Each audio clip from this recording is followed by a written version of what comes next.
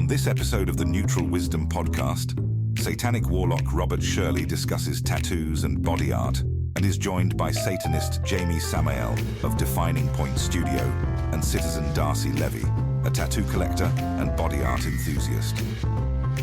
You are listening to the Neutral Wisdom podcast, a podcast dedicated to passing on knowledge and experience from a satanic perspective, hosted by Satanic Warlock Robert Shirley.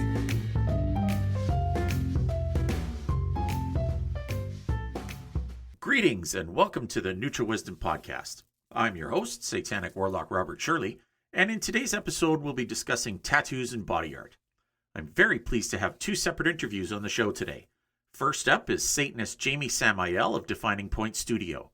Jamie is a tattoo artist and member of the Hellfire Brotherhood. Second guest is citizen Darci Levy, a tattoo enthusiast who's been featured on the show Ink Master as a human canvas. It should be really interesting to have two different perspectives today. The essay in today's podcast was written very early on in my writings and is available in my book, Neutral Wisdom, Contemplations of a Satanic Warlock. Cheap plug, now available in paperback and ebook at Amazon.com. Get yours today.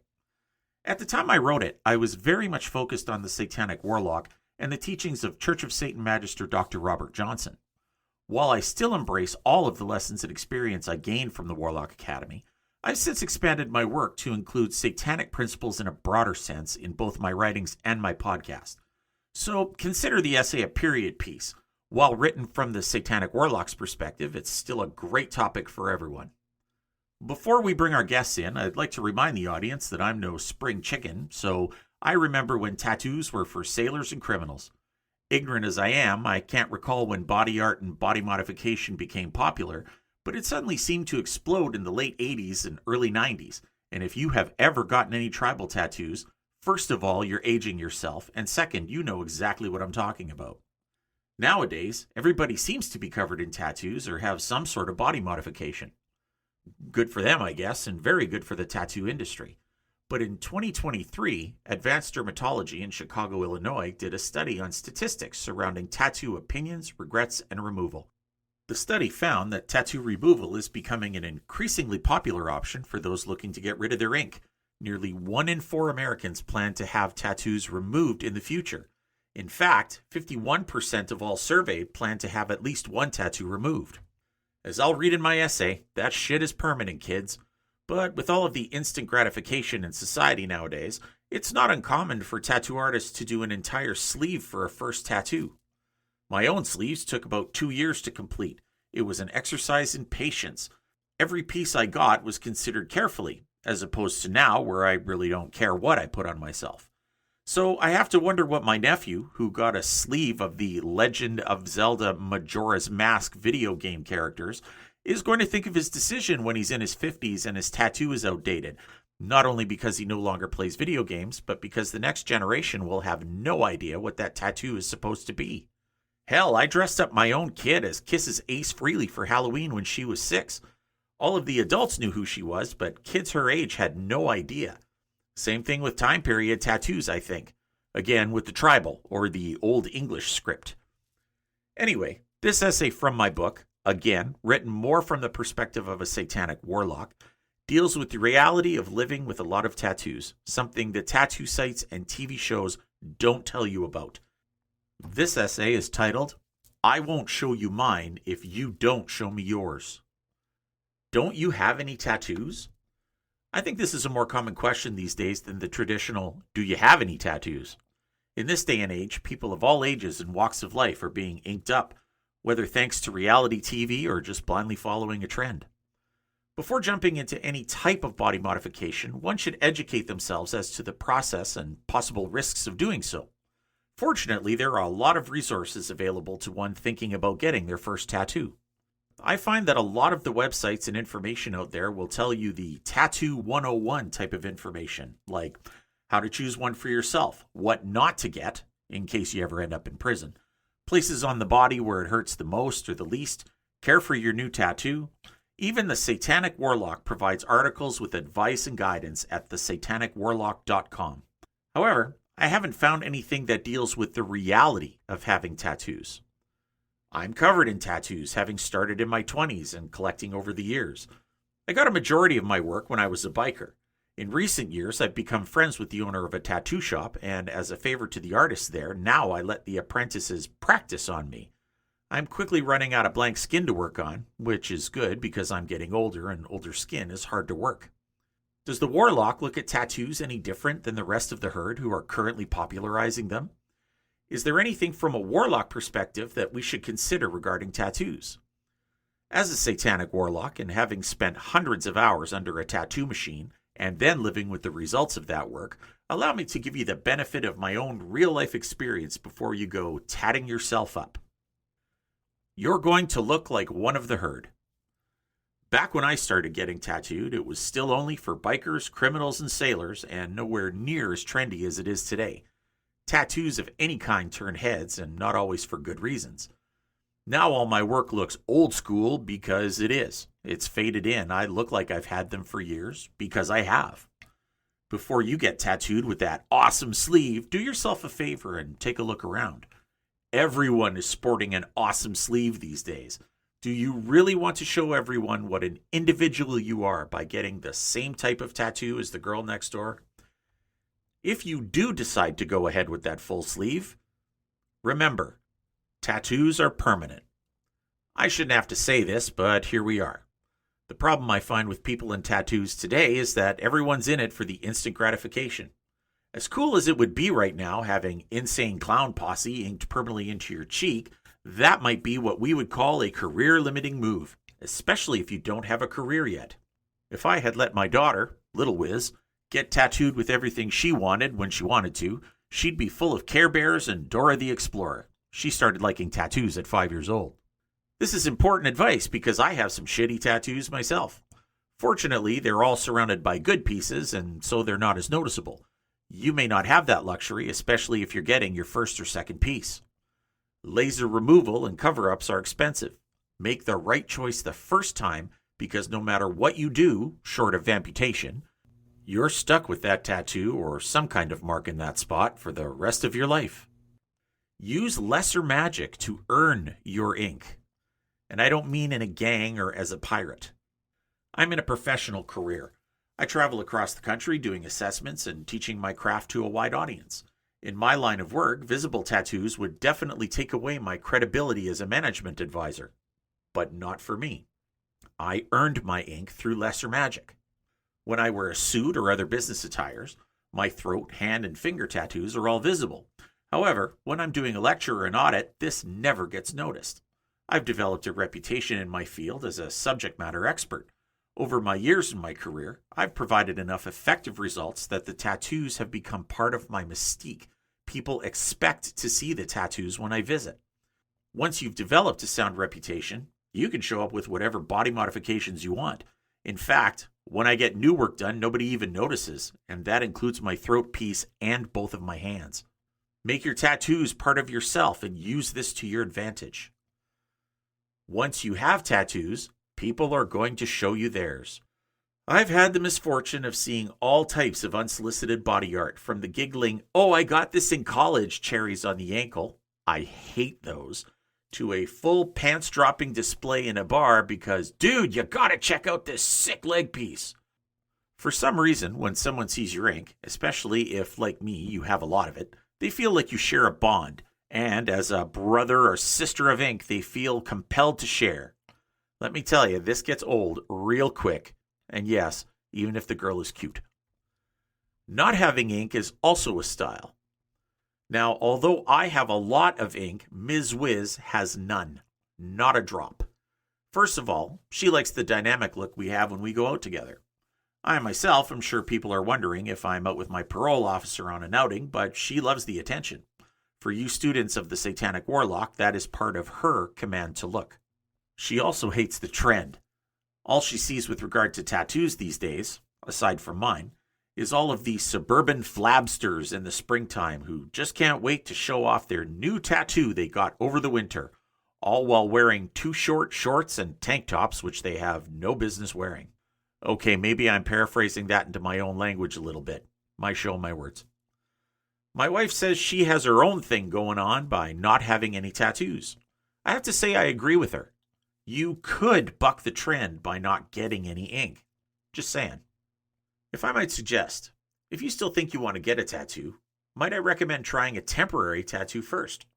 There are a ton of options available, which don't look like they come out of a bubblegum machine. That way, you have the benefit of seeing how a tattoo will affect your life, good or bad. And unlike some of us who are stuck with bad or stupid decisions, you can just wash yours off if it doesn't work. We have to look at tattoos for what they are. Permanent markings which become part of the self, good or bad. Tattoos can be used to enhance our lesser magic and provide a mystique or aura that bare skin cannot. Do I care if you get a tattoo? Not in the least. But if you do, just don't try to show it to me. Please. It's a good time for a break here.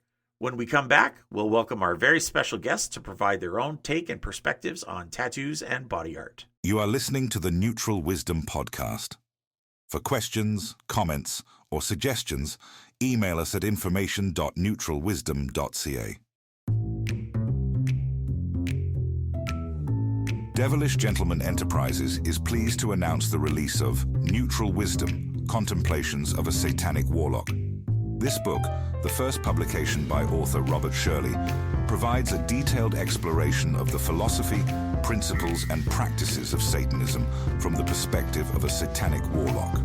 The author, a member of the Church of Satan and a graduate of the Warlock Academy, outlines his journey to embracing Satanism and offers practical advice on how others can apply these teachings to their own lives. The book also includes personal anecdotes and reflections on the author's experiences with Satanism and the warlock self, aiming to inspire others to explore and embrace their true selves through the lens of satanic philosophy.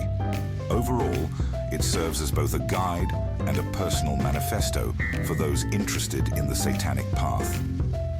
Look for this release on Amazon and Kindle. Visit neutralwisdom.ca for more information. Ever forward.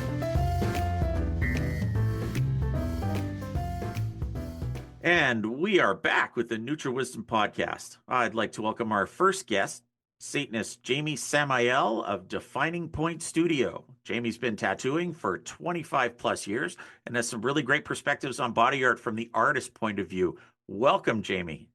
Welcome. How's everybody doing tonight? Well, I'm doing okay. How are you doing? That's kind of the... I'm all right. Not too bad. It's actually the first warm day we've had here in the Midwest. Oh, really? Is it cold there? Because I'm in Canada. Why don't you tell me how cold it's been for you? The high's usually been in single digits. Wind chill is about 20s below. Oh, So yeah. today we managed to get into the 50s for the first day. I saw some pictures of you and your grandkid at the park, and there's grass. So don't tell me it's been cold there, okay? That's today. That's today. That's It's today. snowed out the last 2 days. All right. So I want to hear a little bit more about you. So I kind of glossed over what your background is in my intro, but tell us a little bit more about you. So what's your background? How did you come to our organization? How did you get to be a tattoo artist? Just fill in some blanks for us.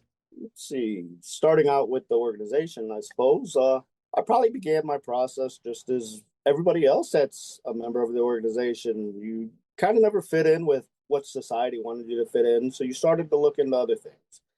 So you go through the different Christianity branches, just as all of us pretty much have, and you see they all kind of hate each other. They all practice the same, and it exposes you to other things.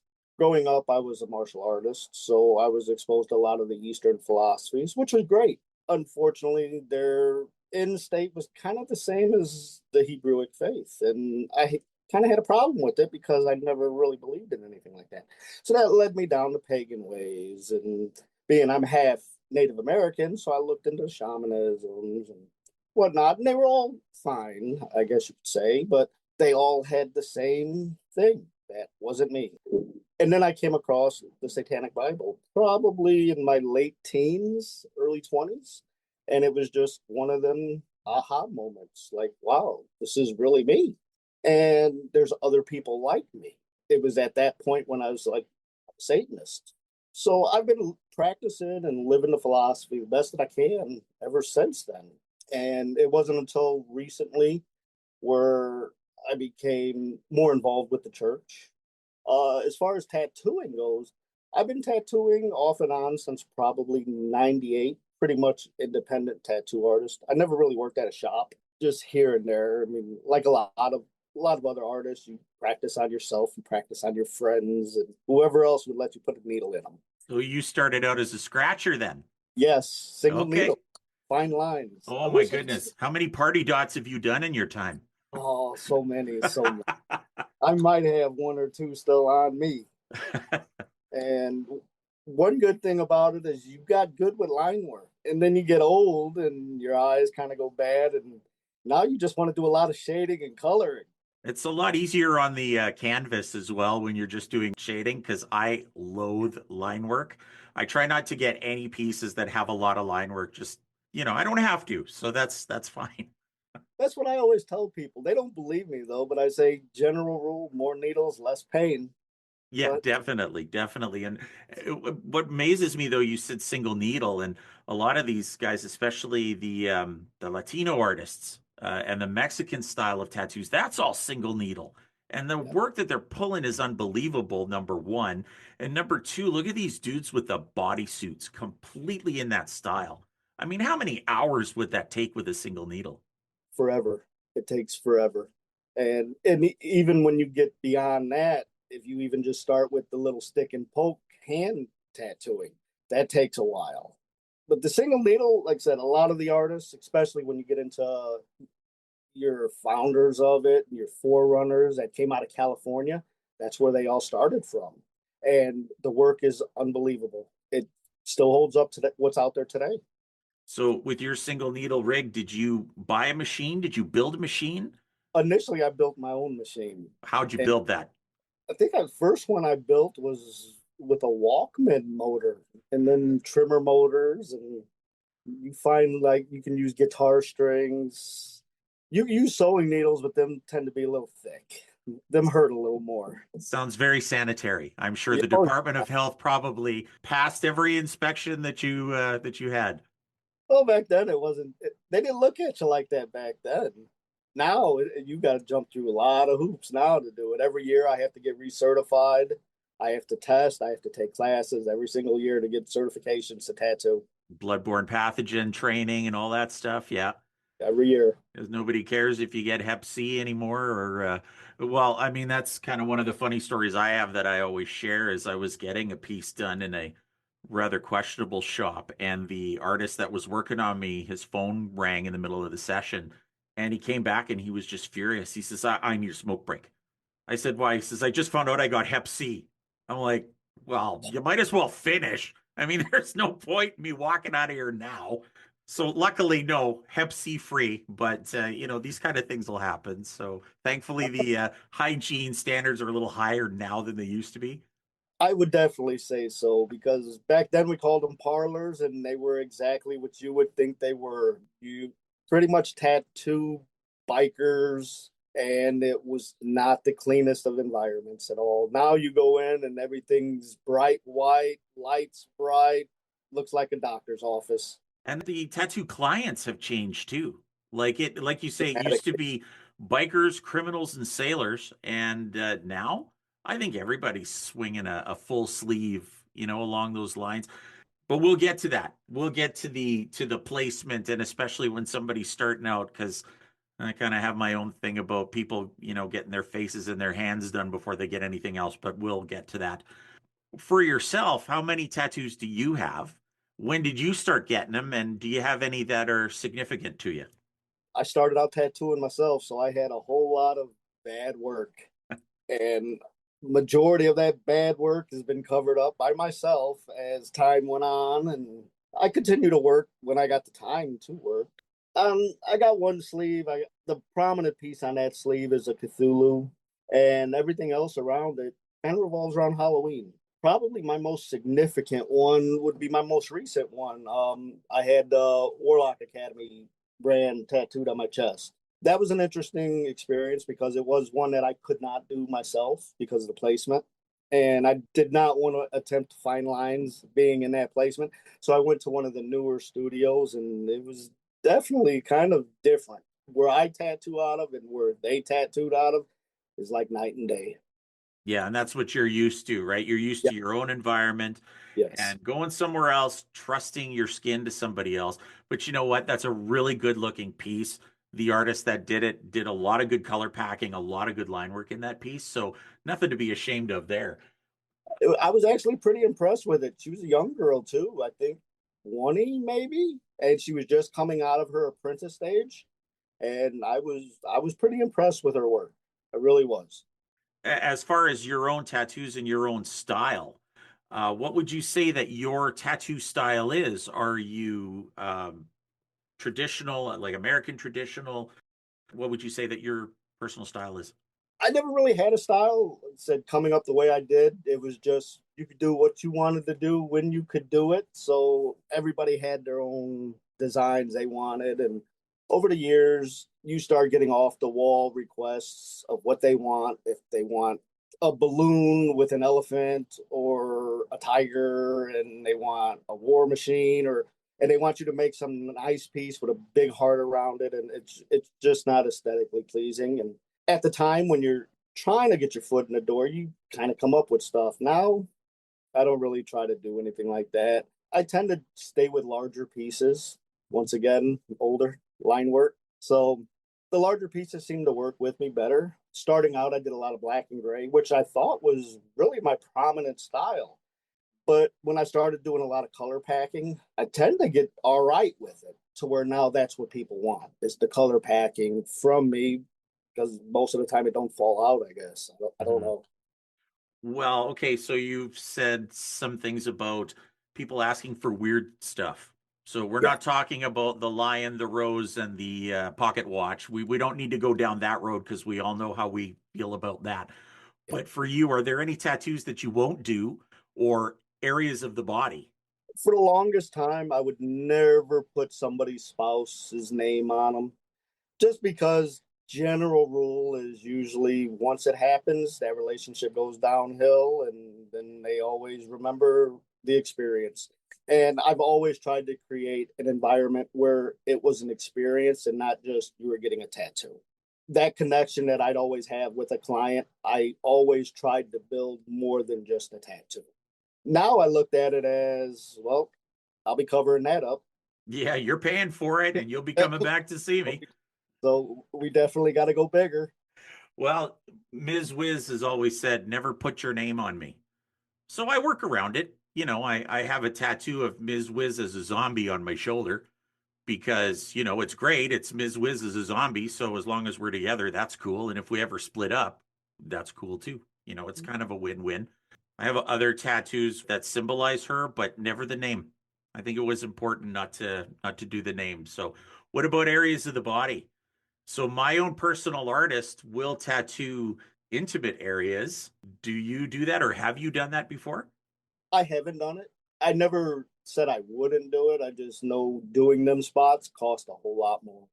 I'd probably say the most intimate I've done is someone's ass or a breast. But aside from that, that's probably about the most intimate I've ever done. A lot of people ain't brave enough to get anything else, especially nowadays. My ass tattoo was one of the most comfortable tattoos I ever got.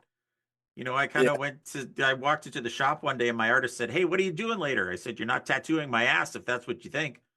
But she kind of smirked and I went, "Fine, you're going to do that. You do something else for me." So it turned out to be a fun session. It seemed like everybody she knew walked into the room that day, but It's it's generally how it goes. yeah, yeah. I said to her, I didn't realize you had so many friends and that they all missed you so much that they had to show up now. But now we talked earlier about big pieces or placements. So, what do you think about today's instant gratification trend of getting a huge piece as a first tattoo? So, in my essay at the top of the show, I said I started out with sleeves, and those sleeves took a year a piece. It was a piece here, a piece there. I didn't really go in with a plan. I just kind of picked things I liked, but it took a long time. And now my artist will do an entire sleeve in one sitting, like for a client's first tattoo. What do you think of that as an artist? I've done them. They're rough on both the artist and the client because you're sitting a long time and to touch work and then to continue to go into the piece and then have to come back and revisit work when you're adding color or the White white highlights. highlights, Yes, Fucker. everyone's favorite is the white I highlights. hate the white highlights. Those are everyone's favorite. And that's one of the things I always press on all the clients. This is the part of the tattoo that you're paying for. You're not paying for the ink, you're paying for the pain. Mhm. And I don't really start to earn my money until the white highlights come in. I won't use no numbing cream at all. I feel that if you're going to get a tattoo, you have to earn the tattoo. Kind of old school, I guess, but that's just how I was brought up. I will be nice though. I will spray some Bactine on them down the line, but they will get teased for it. That's bitch spray. That's what I call it. That's what they get, and That that's what I shit offer up. burns. Bitch That spray shit burns like hell when you spray it on. There's nothing pleasant initially, about that. but then you got the lidocaine that kicks in, and then you can play a little more. Which there's also benefits with the tattoo because the skin will let you know when it's had enough. Yes. It will reject ink. It'll start puffing out by spraying some Bactine on it. It'll give you a little more play, especially if they want more work. I've had clients come in with 4 full sleeves and get all the black and the shading, and then come in the next day and want the color done. And that's a rough ride there. And No kidding. I've had some do it, and surprisingly, the women take it better than the men. I have actually heard that. It's funny because people always ask, did that hurt? And it's so rare to see people without any ink these days. Ms. Wiz is one. She hasn't got a drop in her. But did that hurt? Well, I'm not going to lie to you. Yes, it did. You're being poked by thousands of tiny needles. It's an experience. But you know what? I think when you develop a really good relationship with your artist, you don't even think about the work being done. Yes, and that's one thing. A lot of the clients like to call it. They call it therapy, Mhm. and that is the artist's job. I mean, if you're just sitting there getting drilled on for, even if it's a half an hour or 6 7 hours, you can't just sit there and not speak to your client, because then the tattoo does go south, and it will go south really fast. But as long as you're kind of building that rapport and you're conversating with them, they will pretty much treat you like a therapist, and they will tell you their entire life story, which is a good thing because now it puts them in their own head, and takes them away from the tattoo, and it allows you to continue to work. Well, you kind of answered one of my questions, and I love asking this of artists. How do you listen to this all day, and especially with the advent of reality TV? So, our next guest on this show was actually a contestant on Ink Master, and we're going to be talking to her about that. But with the advent of reality TV, where everybody comes in with a story, oh, I want to get a Grim Reaper on my arm for my dad because my dad was the Grim Reaper, and I did. Like, how do you deal with this stuff? Usually, when it comes to that, I mean, personally, me, just the way I came up, tattoo should have a meaning to it. But if you're just wanting a Grim Reaper just for that, I mean, I would try to embellish it a little more to make it a little more personal. Dealing with the people and listening to their stories, and it's part of the job, I suppose. And like I said, it helps get through the tattoo. And the weird idiosyncrasy with me is I don't really like people like that. But because of the profession I'm in, I have to pretty much create a whole new character and step out of my own comfort zone for that to be successful in that industry. So, full application of lesser magic everywhere you can. Absolutely. Love it. Absolutely. And you have to be able to read the client almost immediately, because if you cannot, that rapport will never be there. And at the end of the day, it's a business. And if you can't produce the work and create some type of an experience, they will not come back. They will not recommend you. And that's what you want. That's what you need to survive, especially now. You go in any major city, you'll find tattoo studios, almost two, three of them on a block. Big cities, there's hundreds of them. Where I am, I'm the only tattoo artist in the county. Up until maybe 3 months ago, a couple little towns over, another studio opened up. So that was good. Bad thing is it's a small area, so there's not a lot of people here. a lot of my business came from miles and miles away. So the word of mouth got out good because I had people coming from major cities all the way out here to see me. Plus, I'm a little cheaper, being I'm in a small town. I can't charge what the big studios charge. I find it interesting that you said you think that all tattoos should have meaning. And I will respectfully disagree with you. And here's why. When I go to my artist, I don't know what I'm getting. I don't know where I'm getting it. I just tell her, okay, what are we doing today? And she decides and we go. And I think that is how I get her absolute best work. It puts her in the best mood. She's doing the art that she loves to do. I mean, she's done 95% of my tattoos. She gets to be expressive, she gets to be creative, and I'm just a canvas at that point. But again, when you get to the point where I'm at, where you have so many, you kind of run out of stuff that has meaning to you as it is, you know? Yes, I'll agree with that. You and I are pretty close in the same age bracket and covered pretty much the same way. So when it comes to that point of view, I would agree. Given the artist's creativity, freedom at their creativity, you do get their best work. Having said that, you still owe me a tattoo. So when I finally make my way down there to get it, it's going to be dealer's choice. Yes, You it know, is. yes, I'll give you a shitty piece to cover up. I'm running out of real estate, so I'll just point and say, "Hey, cover this with whatever you want." Oh, your head looks pretty clean. Yeah, I'll get the little man with the lawnmower doing the. Some of us are blessed with art and hair. Some of us have neither. So, you deal with what you got. Yep. For yourself, do you have any tattoo regrets, or do you have any that you regret putting on somebody? Me personally, I've covered all the ones that I've regretted for the most part. Regrets on clients, almost every one of them starting out. They're terrible when you first start. And a lot of them I've been able to cover over the years. A lot of them I haven't. Finishing up with tattoos, is there anything else you'd like to talk about? Is there anything else you'd like our listeners to know? If we want to come and see you, where can we come and see you to get some work done? Do you have your work up on social media anywhere? Go ahead and fire away. I'd love to hear a little bit more about what you're doing and how we can get a hold of you.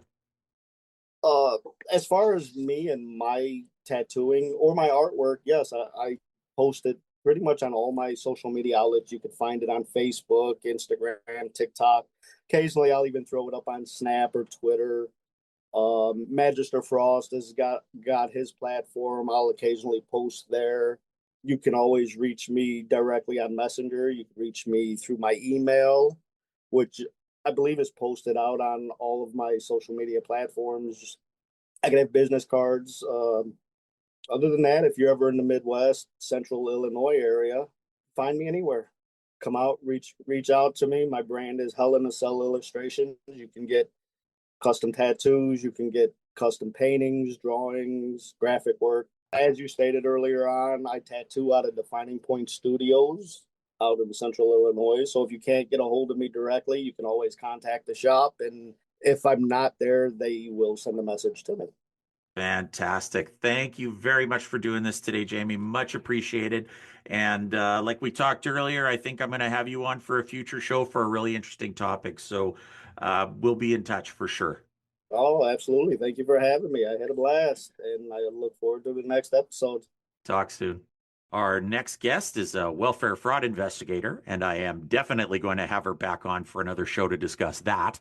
A wife, mother, stepmother, and grandmother. As mentioned, she's also been a human canvas on the show Ink Master.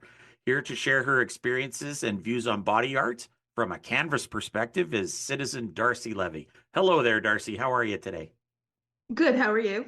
I'm doing well, thank you. I'm glad to get you on the show. It's this tattoo episode's taken a while for me to get to. It was actually one of the first or second episodes that I recorded when I started this podcast, and I was kind of running short on episodes for season 2, so I went back to it, and it was god awful. So I figured, you know what, I better re-record it with some new input, and it's a little smoother now than it used to be. So I'm excited to be here and to share some of my opinions.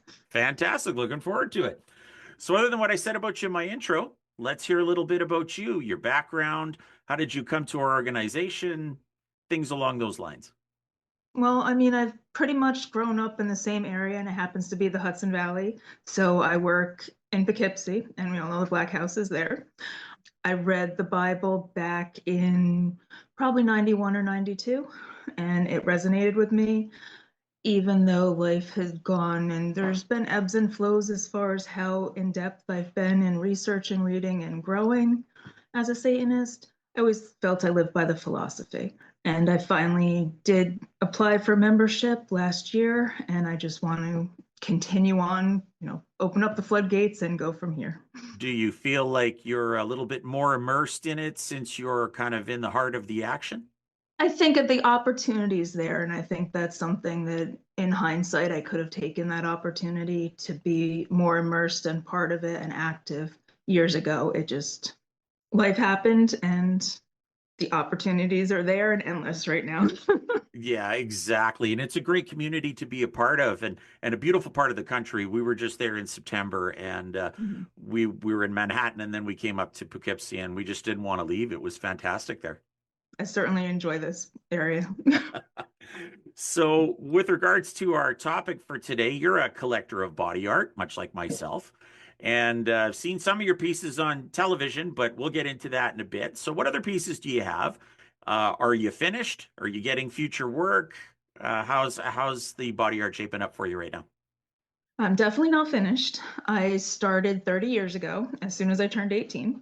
So I have pieces that are just purely, I like how it looks and it fits my aesthetic. And I also have memorial pieces. One that I got on our honeymoon, we went to Salem for our honeymoon. And instead of staying the whole time, we cut it short and got tattoos while we were in Salem. Where did you go for those? Witch City Inc. It's in Okay. Salem. Yep. Okay. I thought maybe you went to Kelly Doty's shop. So I figured my wife's a huge fan of Kelly Doty's. So no, at the time, because it was back in 2008, so it was before the Ink Master airings and everything, so I wasn't aware of her shop back then. Okay. It really helped publicize a lot of great artists, but they had to get on the show to do that, right? So, like I asked our artist earlier, do you have any tattoo regrets, or is there any tattoos that you won't get, or any body part that you won't get a tattoo on? I did have a couple cover-ups. The one, it was on my back, and I did not see how the artist was doing, and when it was done, Spider didn't have 8 legs, and it was awful. So that was definitely a regret. But it's covered now, so everything's okay. Covered now. Okay, so you're happy with all your pieces at this point. I'm walking around sporting a couple of shitty ones that need cover-ups, but I just got to get around to it, sort of thing. So if you're happy with what you've got right now, that's terrific. Yep. You could use some refreshing, but other than that. Yeah, as happens over time, especially when we started collecting so long ago, the ink's starting to fade out. All right, so let's get to it. I'm really curious about this, and you probably have answered these questions a million times already, but my daughter, Little Wiz, and I were huge fans of the show. She actually fashioned herself as a bit of an ink expert, even though she'd never had a drop when she watched it. But as a human canvas on the show, I would love to hear all about it. And so just a couple questions, and then I'll let you go. So how did you get to be on the show? Were you one of those challenge tattoos, or were you one of the big competition type pieces? Did you get to meet the entire cast, or was this a one and done and you're out of here sort of thing? Maybe start with those and we'll kind of move on to the next ones because there's a lot of stuff to unpack with that. Yeah, it was a great experience. To get on the show, after the first season aired, they did like an open casting call down in New York City for season 2. And I had told my husband, hey, let's go. It's just a train ride down there, spend the day in the city, go for this open casting call. He was convinced it was a waste of time. He got picked for season 2. Oh, I didn't get picked for season 2. Then that aired, he went and did his experience. And then there was another, slightly different process for getting picked for season 3, but it still required going down to the city, meeting with some of the casting crew and everything. And I went down, snowy, sleety New York City day to walk around. And whatever, whether it was the little bit of magic, a little bit of charisma, they pretty much, the casting crew was set to fit me in at somewhere in that season. I got multiple calls, multiple ideas thrown at me, and it was finally the scar cover-up challenge. It was that hair. That's what got you in there. Maybe. I went back and looked at that clip. It was that hair. And I chuckled a little bit at the scar cover-up challenge because you had people that were fucked up getting scars covered up, and they're, here's Mike and he was shot by 5 thugs, and here's a guy who impaled himself on a fence, and here's Darci who had a mole removed. So it was pretty funny. Like it was the smallest scar to cover up. And quite obviously your artist picked, like, you were the easiest cover up. Right. And that's really, they wanted to see that it's a game. They wanted to see which artist would pick the easy one and how that would impact the whole judging process. So. And who was your artist? It was Josh Hibbard. And what's he like? He played the game. It was certainly something that, some of the people on set, they just kept going and didn't pay any attention to the cameras. It was frequently that some of the conversation or tones changed when the camera came over to us. Really? But it's part of the game. It's part of how you get the name for yourself, you get further on. So is being tattooed on the show, is it like you see on the show? Or is it like a full day process with a lot of edits? I've heard that Dave Navarro's not really there all that much other than to kind of throw it in and throw it out. Like, what's it like during the shoot? Well, I was there for the Flash Challenge, so it wasn't a longer time. But they do the canvases get sequestered aside. You can't just roam around the set the whole time. They give you a little prep work. They feed you because it is a long day. Like anything, they do have the casting. They have the outtakes. We're not there for any of the explaining of what's going to happen. So the artists are being talked to from the judges, and then afterwards they bring it in like they see on the show. So we don't see any of that before we're walked in. And at that point, since the show hadn't aired, you don't even know who the artists are that you're walking in to come up and possibly be tattooing you. There is a lot of edited out. I mean, it was probably only about 15 minutes of airtime, and the tattoo itself was 3 hours. Oh, wow. So it's a lot of airtime. You have to sign all kinds of NDAs and acknowledge that they can edit things any which way they want. So something could be, you groaned at a joke, but they could make the facial expression look like you're groaning because you're in pain. So it's a lot for ratings. It's reality, but it's not reality. Yeah, no kidding. Did you get to meet the cast or the judges at all, or were you just kind of limited to just interacting with Josh while you were there? It was mostly Josh and the other canvases, but you did get to talk to the judges. And like Dave Navarro did pop in his head to say hi. It was something where he was personable afterwards when they were talking to me about how I liked the piece and everything. He was joking around. He, made a comment about another tattoo that I had. So it was a good experience.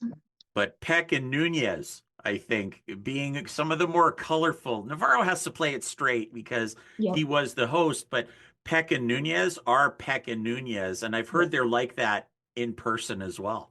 Yeah, they weren't quite as interactive with me. I don't know about with other people. But again, you couldn't just roam around and go visit people. Once you were done talking to the judges after the tattoo was done, then you're back to being sequestered in a room, waiting for a while. Then they'd pull you out to get pictures, and then you'd have to wait a little while, make sure there's no other takes that are needed. Then you can go home. And your husband was on season 2. So what was his challenge and who was his artist? His artist was Lalo. And he had a cover up of a piece on his leg. So he had a tribal girl on his leg, and then it was covered up with a samurai. Oh, awesome. I have to go back and find that clip too. In doing research for this show, I went and found yours, and it was entertaining to say the least. We were all so young back then, weren't we? Yes. 12, 13 years ago. And anything else to tell about the experience? And the reason I ask this is that, as I say, little Wiz thought herself a tattoo expert just from watching the show. And before she started getting ink herself, I said, what they're not telling you on here is that it hurts. And, it's getting a tattoo and it hurts. But I find so many people, because of that reality TV, they didn't really get the reality of getting ink or the process of getting ink, because it just looks like a guy is drawn on you. Right. And I mean, some of the cuts definitely showed the people were in pain. It is a different experience there. But it is similar to like a convention. If you've ever gotten a tattoo at a convention, there's all kinds of things going around you. This just has all that busyness plus a camera. And like we did make it, my husband and I did go back for season 4, the opening episode that was a convention. And then we talked to Kyle Dunbar for a little while. We could talk to the other artists because that was a free flow of people coming in and out. And that was another good experience. Well, I didn't get picked. You didn't get picked, but So any plans, or have you gotten any more work from Josh, or was one enough from him? I would have wanted more and maybe to have that expanded, but he's all the way out on the other side of the country. Okay. And he's more of a musician these days, from what I see. Yes. Yep. Yep. And that's what he was talking during the show, a lot about his kids and his music. And I think that's where, the path led him. Oh, he was so evil, though. I'm using air quotes, but he was so evil on the show. He can't have kids and a life outside of this. He was in it to win it. Yep. And he tried to get it. He still didn't win it. No, exactly. And he was like super underhanded. I think he was like the first guy that ever played dirty. Yep. Dirty like that. And it got worse in later seasons, but I think he was like the first guy, the bar, Yep. He started it. And you got him. So great. But it's a gorgeous piece. I mean, he does good work. There's no two ways about it. He's a fantastic artist, game aside, a talented guy. Yes, he is.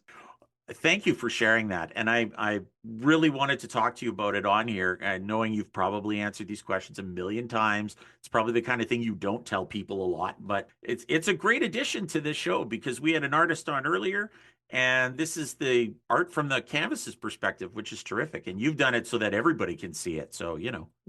Yep. It was a great experience. I would definitely do it again. And if another show like that comes up, I'd recommend it to people.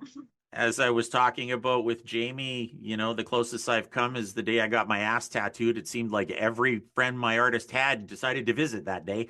So not quite the same thing, but, I've been on display. I know what it's like. So back to just the tattoos in general. You've been doing this a long time. I've been doing this a long time. What do you think of today's instant gratification trend of getting a huge piece as a first tattoo? Did you go big right away, or did you get little bangers at first? It was little bangers at first. I mean, the first year I was still in high school. So, not a whole lot of money. Back in the 90s, there weren't a whole lot of shops all over either. So, I think there were maybe 2 in the area, and had to travel for one like an hour to go and get one. So it was a lot of little bangers. There's some larger pieces, but it seems easier to me to do it like in smaller bits, even if it's planned out and orchestrated. You go too big at one point, you get exhaustion, you get healing issues sometimes. It's more power to somebody if they can sit through the whole thing, but especially for a first, you have no idea what that's going to feel like. You have no idea if you're going to be able to commit to it. Have you ever experienced any negative interactions with people because of your tattoos? Yes. And I've definitely had people judge me and not say anything to my face, but find out after the fact. It's not something that ever deterred me. I kind of feel like if they can't take me for face value and it's a piece of art, it's an extension of my aesthetic. If that's something that's going to make you not want to speak with me, then good riddance. I certainly had one person in my job, because of my tattoos, my hair, didn't think I'd even be able to find the office the next day. Wow. And he likes to continue to tell me that, but I became a challenge for him, as that I was right up to par with what he was doing in the office and doing the work as good as him. So it's not about what's on your skin or what color your hair is. If you can do the job, you can do the job. And I think you and I are of the generation now where we're caught between the boomers and, well, the millennials, not so much. They kind of started getting tattoos, but I really find that Gen Zs have just adopted this as part of it. But I'm trying to explain to little Wiz, there are still people in the boomer generation. If you're covered in ink, they don't necessarily want to deal with you, especially if you're going into a professional career. So I said, please just get establishing a career before you start covering yourself. Just use some common sense. But I don't see too many visible ones on you in the camera here. So, well, I mean, well, now you're flashing me, but that's cool. Okay, yes. well, we'll keep that between us. We won't tell anybody about that. All right. No, I have one of the ones I got is on my neck. I do have the back of my neck, so anytime the hair's up, they're readily visible. I have the small one on my hand, both down to my wrists, calves. So if I'm wearing a skirt or anything to work, a dress length skirt, they're visible. And there's no need to cover them up at work. The only time where there would be an issue is if it's an offensive tattoo itself. Our workplace has the same rule. It's like, we don't care what you get, but if it's offensive or what we deem to be offensive, you got to cover it up.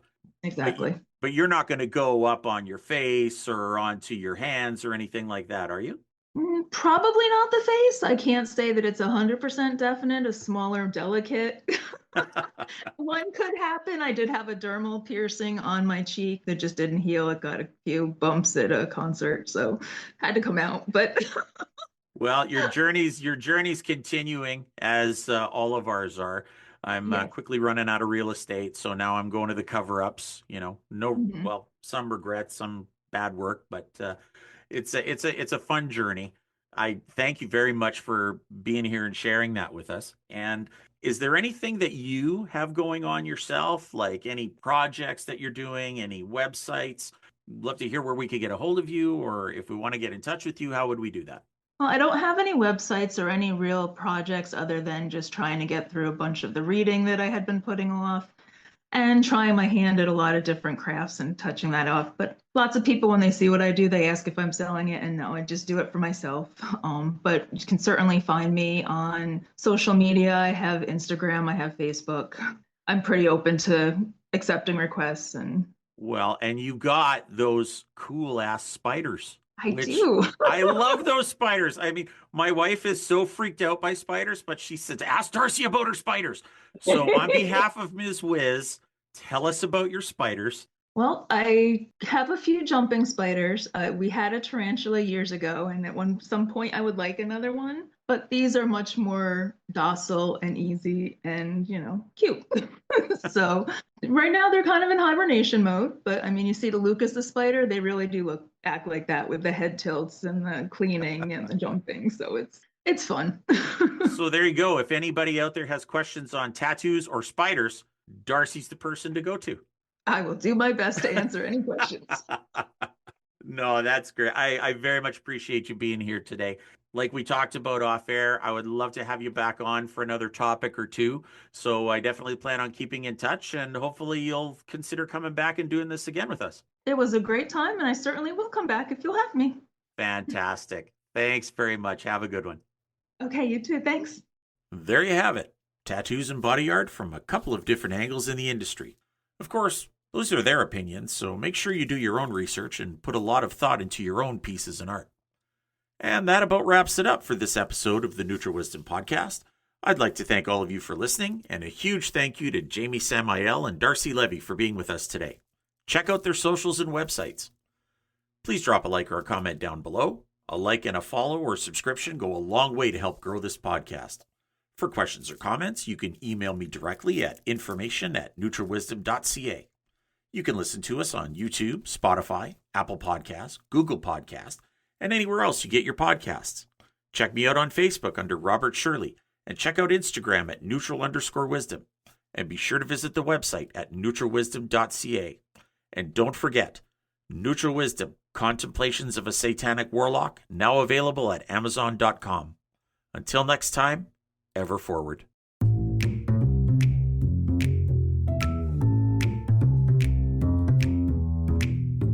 You have been listening to the Neutral Wisdom Podcast. For more information, email us at information.neutralwisdom.ca, Facebook under Robert Shirley, or Instagram at neutral_wisdom.